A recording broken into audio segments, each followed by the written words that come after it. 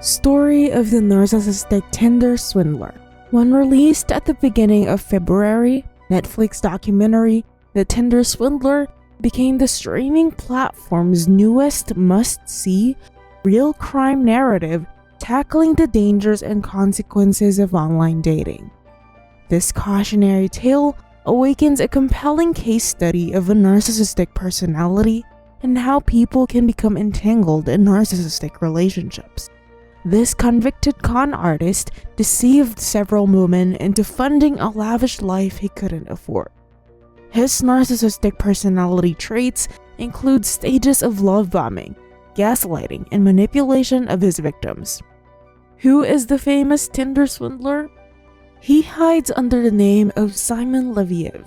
Shimon Hayut is the real name of Simon Leviev.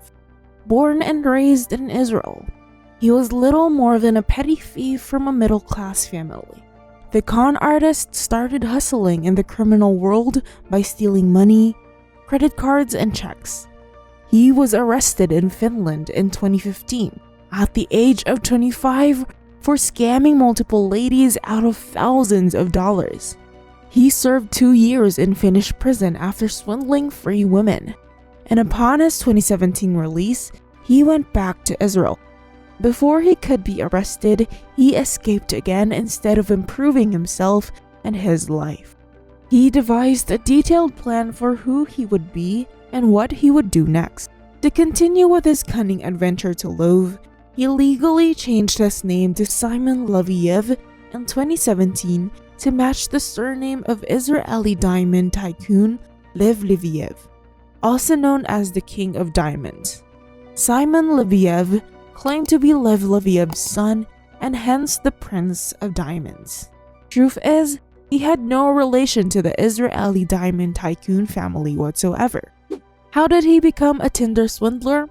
He used Tinder's popular online dating app to match and find attractive women in various European countries. On Tinder, he falsely portrayed himself as a highly affluent, Gucci-clad, jet-setting diamond prince. He was also a handsome dude. Women were drawn to his profile like moths to a flame, and it didn't take long for them to fall in love with him. After they've matched, he'd take them to a fancy restaurant, pay for everything, and then fly them out on his private jet to meet his buddies and security team. They would then spend a romantic night together in a beautiful 5-star hotel. The women stated that he would open up to them during their hotel stay, revealing a compassionate and vulnerable side. Then he'd fly them back the following morning. And this is where the swindling begins.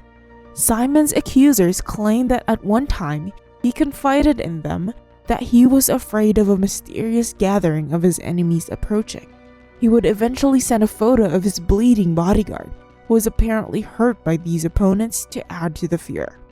Once that framework was constructed, he would hurriedly message each girlfriend to inform her that his credit card could not be used due to security concerns and that she should open a new one in her name for him to use. Simon would promise repayment. Yes, he did pay them back in bounced checks, bogus watches, and failed bank transfers. Little did any women realize that the wealth they saw had been paid for by the women who had come before them. Women who were alone, in debt, and seeking answers at the time. Have you wondered how much money has he stolen from his victims? According to the Times of Israel, the value is estimated to be $10 million. But more than the money, this Tinder swindler stole the peace of mind from his victims. Simon would delay payments on his victims by coaxing, threatening, and generally stalling them.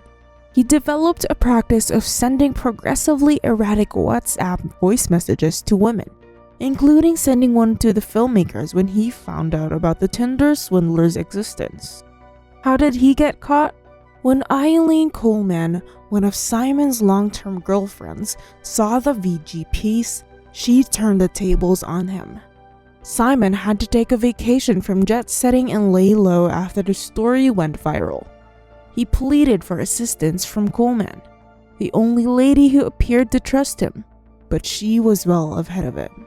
She then persuaded him that she could make money by selling his luxury clothes, and she retained the money, swindling the Tinder swindler herself. She deduced that Simon was going to Greece after some quick detective work and reported his flight information to the authorities. He was caught in 2019 in Israel and sentenced to 15 months in prison for fraud. Apparently, Simon was freed from prison after only 5 months, and Tinder has established that he does not have any active Tinder profiles. He has also been banned from dating sites, but towards the end of the film, he is still living the same affluent lifestyle he did before going to prison, complete with a new girlfriend. Why is he considered a narcissist Tinder swindler? The common symptoms of narcissistic personality that Simon Leviev have shown are the following: the fantasy of limitless success, power, beauty, and ideal love, a grandiose sense of self-importance, self-entitlement to special treatment, lack of empathy towards his victims, exploitation of women, manipulation, love bombing, and gaslighting. Here are a few representations of his acts that showed his true colors, being a narcissist in nature. Love bombing. Love bombing is a method of influencing someone by displaying care and attention. It can be used in various ways, both positively and negatively.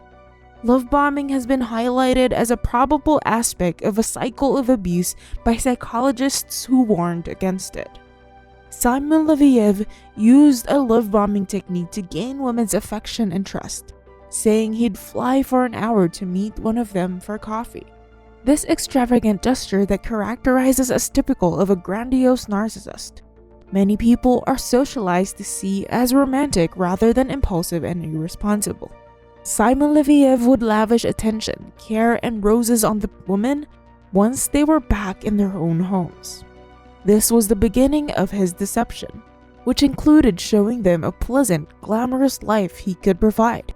Because of the private jet journey, his ability to open up to them on their first night together, and the regular, continual attention they received, these women believed they were special. Simon Leviev would then approach them and ask them to be his girlfriend right away. Leviev would tell them he desired marriage, children, and long-term companion. Leviev would say to them whatever he thought they wanted to hear. He'd ask them to move in together as the grand climax. The women were under the impression that they were in love, exclusive relationship with the Prince of Diamonds at a time. The wealthy, lonely man picked the humble, hard-working woman for a shot at true love. This approach of Leviev is considered too good to be true. Women would fall like a moth in flame for those sweet gestures, thinking that it is love. Leviev's first victims didn't raise any questions that may have shattered their belief in the story. However, it is critical that the blame lies solely with Leviev and not those women. But one thing is sure, narcissistic individuals like Leviev will always find a new victim. Gaslighting and manipulation. Gaslighting is a common method of manipulation. It's a subtle emotional abuse in which the bully or abuser deceives the target by fabricating a story and making them doubt their own judgments and reality. To put a lot of skin in Leviev's game, during the love bombing stage, the need to be rescued generates more of his bond with his victim. This is where his opportunity for gaslighting and manipulation starts. Leviev had grown so confident in his manipulative plans that he thought he wouldn't be discovered. But good karma. All it took was one woman to call him out on his gaslighting and he was defeated. This supposedly wealthy man began requesting money from his woman. Simon Leviev's usual gaslighting lie was that he was being pursued by opponents because of his diamond industry and was highly perilous. His credit cards were disabled so that his attackers couldn't track him. He would deceive and manipulate these ladies by transmitting images, videos, and voice recordings of evidence that they had been assaulted. He'd sent the same ones to all of the women. Then he'd ask them to take out loans ranging from $10,000 to $250,000 with a promise of repaying them. He would tell them that he had already sent the money with bounce checks and fake bank transfers. And of course, he didn't. Leviev was lying from the start. but he disguised it with positive reinforcement and love bombing to gain trust and perplex the women he was dating. Because the manipulation took over time and was concealed by his unique appeal, none of the women realized what was happening until it was too late. When these women questioned him about what he was doing, he refused to confess he was lying and denied any responsibility for practically stealing $500,000 from them. Leviev went on to call these women insane, paranoid, and selfish for demanding their money back. Shimon Hayut, also known as Simon Leviev, illustrates what it means to be more than a mentally ill failure who preys on women looking for love. Simon Leviev is a gaslighter and manipulator who is egotistical. He constantly put on outrageous acts as an expert in pathological lying and a con artist with a solid narcissistic personality disorder. He defrauded and damaged the lives of his innocent victims, but he has also subjected them to emotional turmoil and torture. We won't know what he's been up to for the time being.